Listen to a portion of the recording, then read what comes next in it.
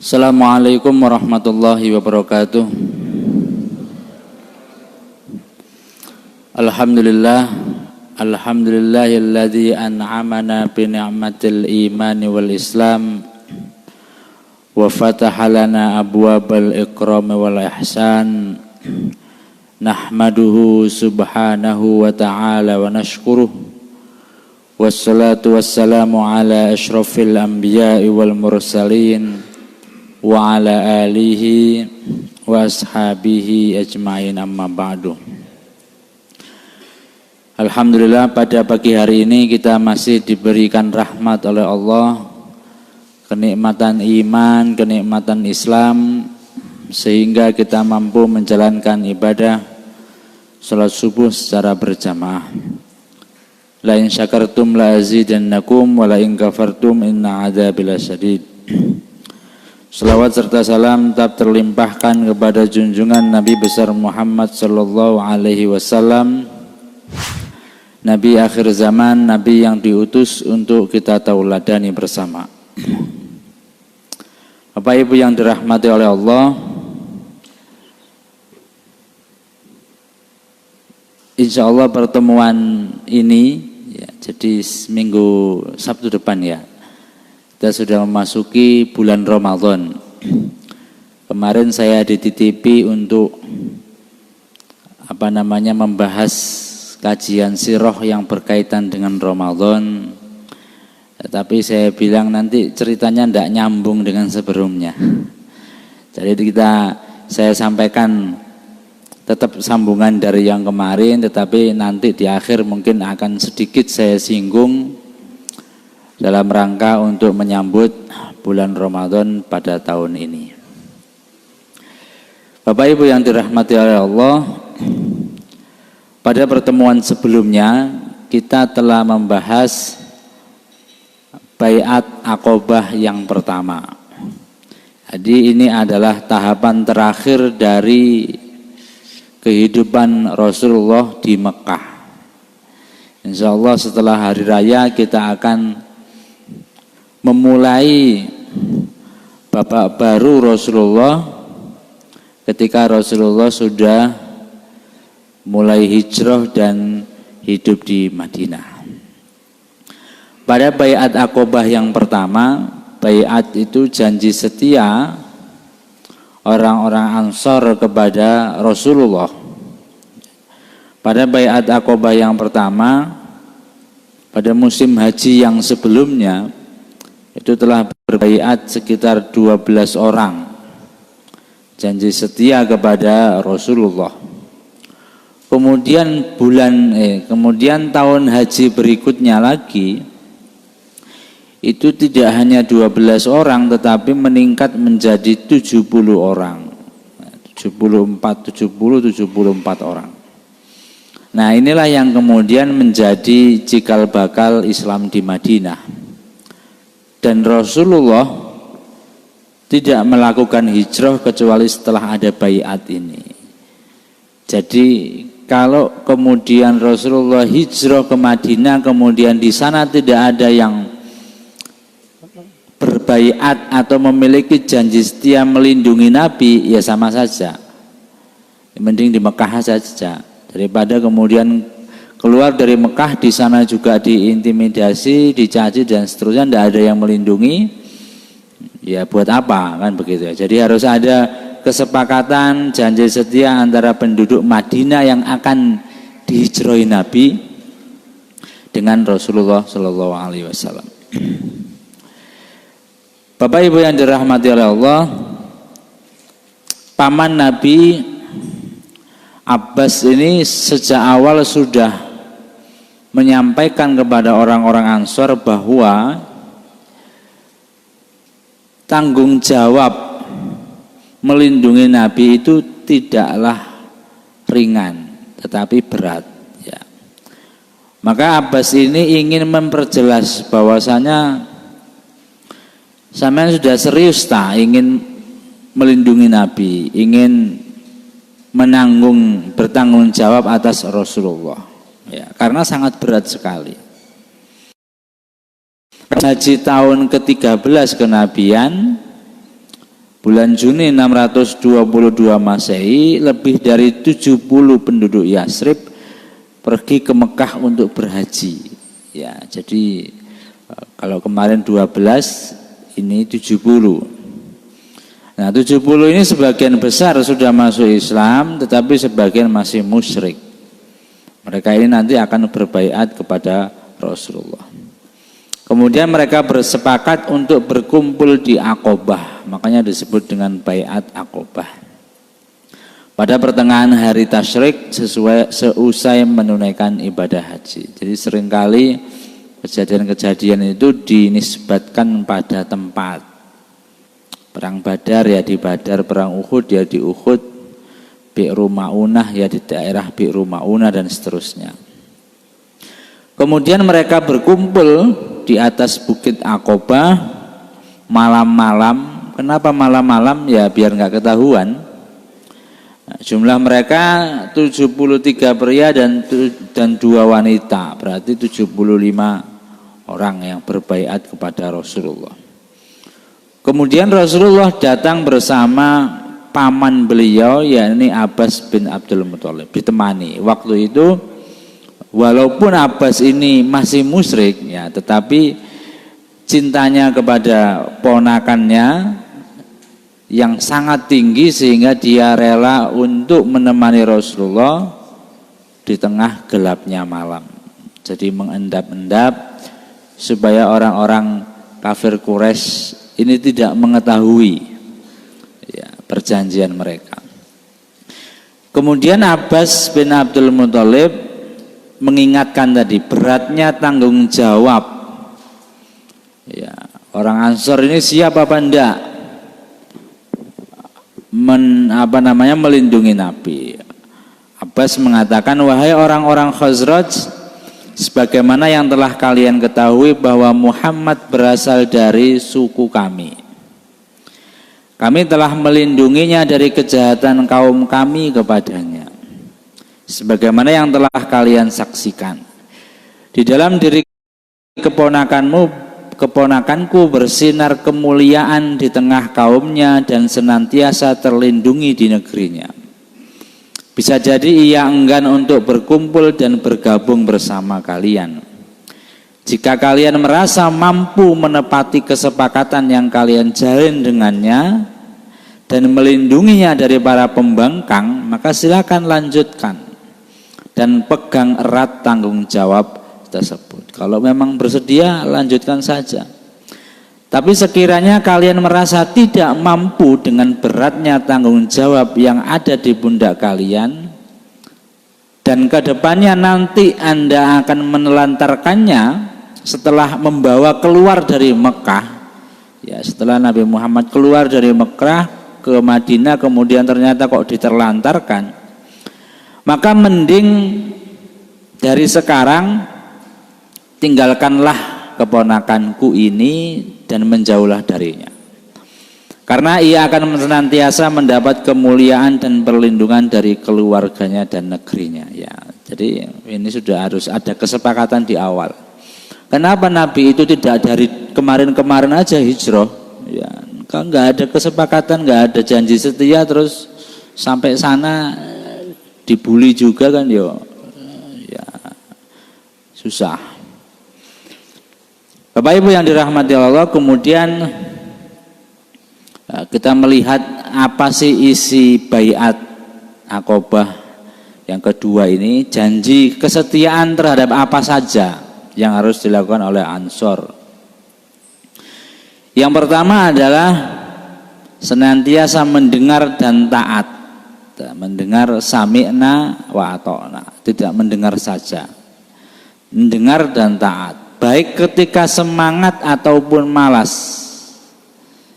Ya, jadi enggak hanya semangat saja mendengarnya, ketika malas itu juga harus taat. Kita puasa itu enggak hanya pas semangatnya aja, ya, walaupun sodok-sodok malas ya harus tetap taat. Menginfakkan harta baik dalam kondisi lapang atau sempit. Nah, ini ciri orang bertakwa. Ya, berderma itu tidak hanya ketika punya uang, tidak hanya berlimpah uangnya, berderma itu tidak hanya ketika awal bulan, tetapi di akhir bulan ketika uang tersisa cuma 10.000 dikasihkan ke orang. Ketika sempit, fisarra'i wadh-dharra, memerintahkan kepada yang ma'ruf dan mencegah dari yang mungkar, menegakkan perintah Allah dan tidak memperdulikan celaan orang yang suka mencela, senantiasa menolong Rasulullah jika Rasulullah membutuhkan orang Ansor, dan membela Rasulullah sebagaimana kalian membela diri kalian, istri kalian, dan anak-anak kalian. Lah ini, jadi Rasulullah itu diibaratkan pembelaannya sebagaimana kita itu membela istri kita, anak-anak kita, ya, membela diri kita, gitu loh.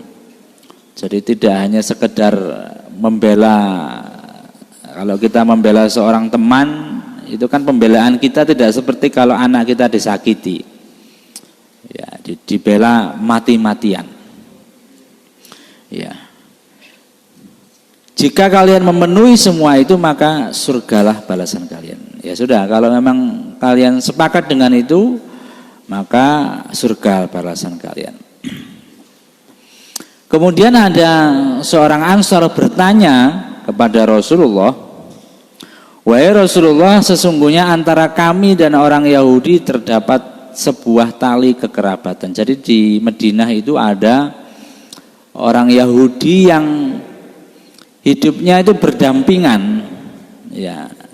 Di sini nggak ada orang Yahudi. Hidupnya berdampingan, bertetangga, punya tali kekeluargaan yang sangat erat sekali. Nah, jika kami memutuskan hubungan kekerabatan kami dengan orang Yahudi, kemudian Allah menganugerahimu kemenangan, apakah engkau akan kembali kepada kaummu dan meninggalkan kami? Nah, ini juga mereka juga pengen penjelasan. Engkau ternyata kok menang, apakah mereka Rasul kembali ke Mekah lagi, kemudian orang Ansor ditinggal? Nah, kemudian Rasul menjawab, bahkan darah akan dibalas dengan darah, penghancuran akan dibalas dengan penghancuran. Aku adalah dari kalian dan kalian adalah dari aku. Akan aku perangi siapa saja yang memerangi kalian, dan aku akan berdamai dengan siapa yang berdamai dengan kalian. Ya, intinya kalau saya sudah menang, ya sudah, saya akan tetap bersama orang-orang Ansor di Madinah, tidak kembali lagi. Bapak Ibu yang dirahmati oleh Allah, kemudian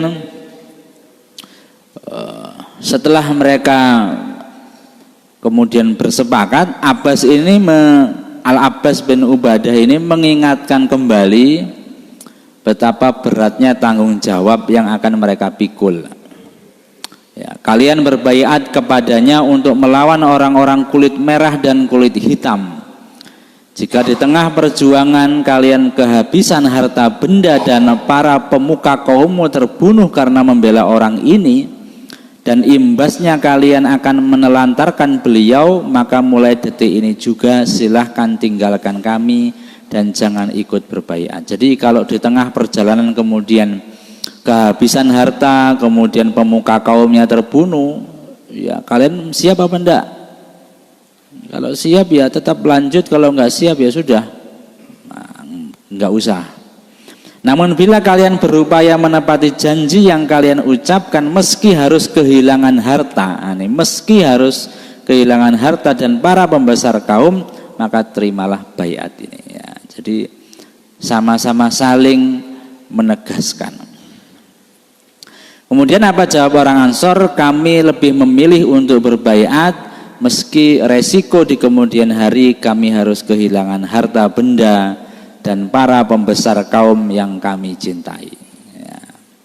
Kemudian mereka bertanya, wahai Rasulullah, apa kiranya yang akan kami dapatkan apabila kami menepati itu semua? Jadi kalau kita menepati semua, apa yang kita dapatkan? Rasulullah menjawab, surga. Ya. Mereka mengatakan, wahai Rasulullah, bentangkan tanganmu, kami semua akan membaiatmu. Jadi kemudian Rasulullah menjulurkan tangannya, kemudian mereka semua berbaiat kepada Rasulullah, janji setia.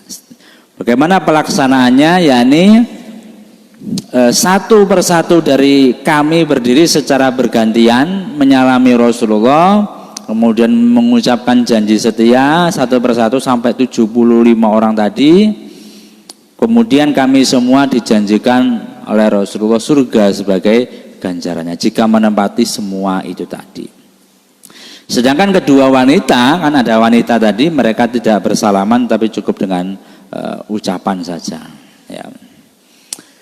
Bapak Ibu yang dirahmati oleh Allah, kemudian dari 75 itu ada pemuka kaum, ya, Aus, perwakilan dari Aus dan Khazraj, pemuka kaum itu. Jadi pemuka-pemuka kaumnya ikut juga, diantaranya adalah As'ad bin Zurarah, ini dari suku Khazraj, Sa'ad bin Ar-Rabi, Abdullah bin Rawahah, Rafi' bin Malik, Al-Barra' bin Ma'rur, Abdullah bin Amru, Ubadah bin As-Samit, Sa'ad bin Ubadah, Al-Munzir bin Amru. Kemudian dari suku Aus, Usaid bin Hudair, Sa'ad bin Khaisamah, Rifa'ah bin Abdul Munzir bin Zubair. Nah, ini adalah pemuka kaum yang ikut berbaiat. Kemudian orang-orang Quraisy, walaupun itu dilaksanakan di malam hari dengan mengendap-endap, mereka ternyata juga mengendus, ya, mengendus aktivitas baiat itu di malam-malam hari itu, sehingga kemudian mereka protes kepada orang-orang Yasrib, orang-orang Madinah. Jadi orang Quraisy ini pergi ke Madinah bilang bahwasanya itu loh, apa jenenge, orang-orang Ansor itu pergi ke sana untuk berbaiat. Lah orang Ansor yang ada di Madinah yang nggak ikut haji itu nggak tahu menau loh. Kita nggak tahu kalau ada itu, begitu kan. Nah, salah seorang Quraisy naik ke bukit lalu berteriak dan mengatakan, wahai orang-orang yang terlelap di rumahnya, ini mengumumkan, apakah kalian akan membiarkan Muhammad dan orang-orang yang keluar dari agama nenek moyang bersekongkol? Jadi apakah mereka membiarkan, biar bangun gitu ya. Saat ini mereka telah berkumpul untuk memerangi kalian. Kemudian Rasulullah bersabda, ini orang-orang 75 ini sudah mulai gergeten, gimana kalau orang ini kita serang saja. Tapi Rasulullah bersabda, saat ini kita belum diperintahkan untuk melakukan hal itu. Kembalilah kalian ke perkemahan. Akhirnya mereka kembali. Jadi sama sekali tidak ada perlawanan dan peperangan, ya, ketika di Mekah. Kemudian utusan kaum Quraisy datang ke Madinah tadi mengatakan kepada orang-orang yang masih di Madinah yang gak ikut haji, wahai orang Khazraj, telah sampai kepada kami bahwa orang-orang kalian mendatangi saudara kami. Orang-orang itu membawanya keluar dari sisi kami lalu berbaiat kepadanya untuk memerangi kami. Demi Allah, tidak ada satu perkampungan pun di Jazirah Arab ini yang kami benci jika harus beradu pedang dengan kalian, melebihi kobaran perang yang terjadi di antara kami dan kalian, ya. Nah, ternyata orang musyrik Khazraj tidak mengetahui adanya baiat itu. Kita nggak tahu kalau ada baiat itu. Apa yang kamu bicarakan itu tidak ada sangkut pautnya dengan suku kami, dan kami sebagai penanggung jawab Khazraj di Mekah tidak mengetahui perkara yang kalian bicarakan. Jadi mungkin mereka masih musyrik, ya. Kemudian tokoh munafik juga mengatakan ini tidak benar dan ini tidak pernah terjadi. Tidak mungkin kaumku berlaku lancang seperti itu. Meskipun aku berada di Madinah dan mereka ada di Mekah, pasti mereka tidak akan melakukan apa yang kalian tuduhkan tanpa mendapat persetujuanku. Jadi orang Quraisy itu bingung, ini aslinya ada apa tidak? Ada, tapi kok orang Madinah sendiri tidak tahu, nggak koordinasi dulu gitu, ya. Akhirnya orang Quraisy mencari-cari berita,